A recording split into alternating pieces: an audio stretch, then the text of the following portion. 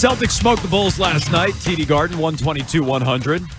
Their start, stop, alternate wins, losses, red light, green light. Consistent. They are still on track for that as they took out Chicago without their best player, no Zach LaVine, for Chicago. They're shutting him down before the trade deadline. So an easy win for the Celtics last night. If you want to harp about that, I know we've been critical of the Celtics. You can do so, 617-779-7937. The thing I would choose to focus on the most last night was Porzingis, who was awesome. Yeah. In that game. I don't think you're going to, well, let me say this. I don't think you can count on having him in the postseason at all, given his track record. We said this consistently all year last year. He wasn't out there in the postseason, or at least for most of the postseason a year ago. He had 34, 8 threes. It was a season high in points. The 8 threes were also easily a season high. He was a plus 22 last night. He also grabbed the 11 rebounds. Porzingis was a monster in that game, locked in shooting. They went to him early in a game where I kind of thought they'd go to Tatum early to get him going after his scoreless first half. They did not at all. No. Porzingis launched and launched and launched some more. Do they need him to win this year, Keefe? They didn't last year. Yeah. I don't think you can count on it. So if you feel like you need Porzingis, that's a dangerous way to play. Right. Because I don't know that you're going to have him. Do you think they need him to win this year? I still don't think they need him to win this year. And maybe that speaks to the other teams that are out there. And we hit on it briefly yesterday when Terp was in. You know, I like Cleveland. I don't love Cleveland. Like, you like New York. You can't really love New York. Like, you go through maybe in the West, maybe that's different. Maybe if you get a healthy team this year out of the West, whether it's Oklahoma City or Denver, maybe then you need Porzingis. But I'm with you. Every time we talk about this team and project them out, I never assume you're going to have him. And then if you do have him, great. Like, I feel like that's almost like piling on.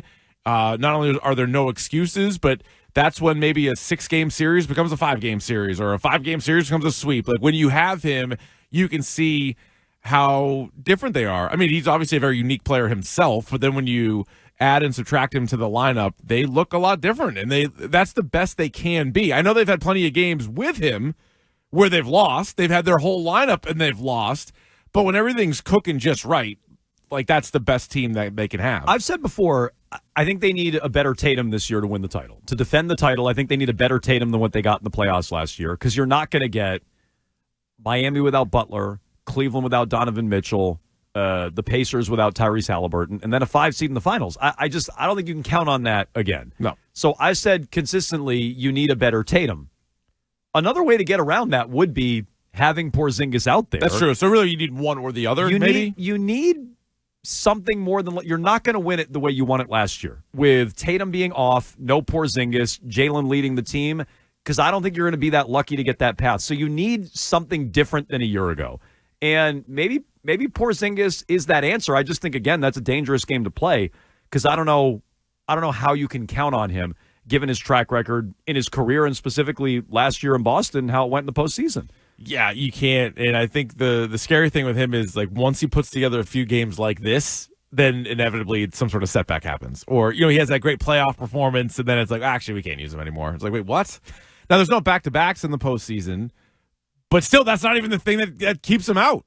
So, yeah, I'm still not going to guarantee that he's there. The guy just has a history of it. I mean, you can go back to when they traded for him, and it was, like, really the only negative. Mm-hmm. That was the only negative. Was like, all right, how many games is he going to play? When can you count on him? And I don't think you can. But, yeah, it's the rest of the team. I would even toss in a guy lower on this list, but like Drew Holiday. Like, Drew Holiday this year versus last year, and Drew Holiday in the playoffs, he seems like one of those guys that can flip it on in the playoffs. I agree with that. I've said a lot. I don't think the Celtics can flip the switch as a team, which I'll stand by. Maybe he's the one guy individually but who can. Individually, yeah. Holiday might be able to do that. I agree with you. Yeah, because, I don't know, it's been somewhat underwhelming for him, but he was such a critical piece last year in the postseason. Even in those games in which they were, you know, expected to win against the undermanned teams, there were times where it gets a little kind of chaotic, and then Drew Holiday would kind of calm things down a little bit. So you do have that, even though he's not having a great season. But no, as for Porzingis, like, I don't know any other way to slice it up other than, like, if he's out there, great. It's like you're going to be good for it. But I can't imagine even the other players on the team or the coaching staff are like, good, he's locked in, we got him the rest of the way. You tell me if you think this is a good stat. Here are Porzingis's made threes last night. I saw Andy Hart retweet this from Taylor Snow. 27 feet, 33 feet, 28 feet, 31 feet, 28 feet, 27 feet, 31 feet, 32 feet. Those are his 8 made threes. Is that good or bad?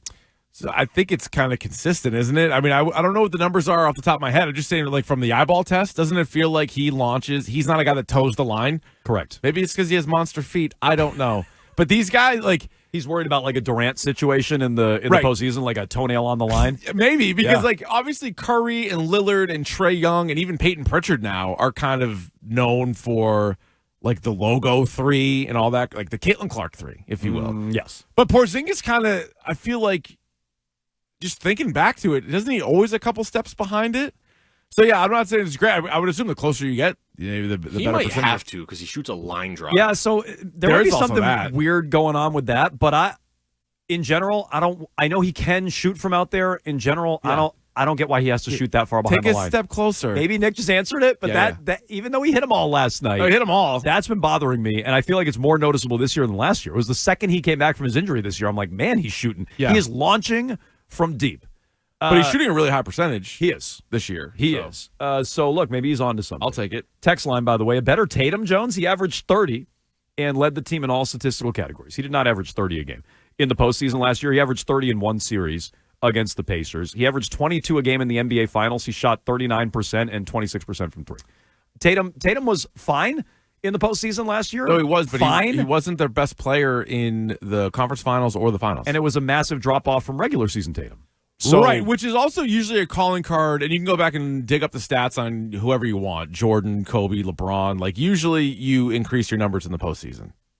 Wouldn't you say? I'm sure there are years where you don't. Maybe you have an insane regular season, but like a lot of times, you step it up a little bit more. You play more minutes. Yeah. You know, if you're managed at all in the regular season, they lean on you more in the postseason. And, I think Tatum was fine. I don't want to say he was horrible. Maybe I've overstated that at times for effect.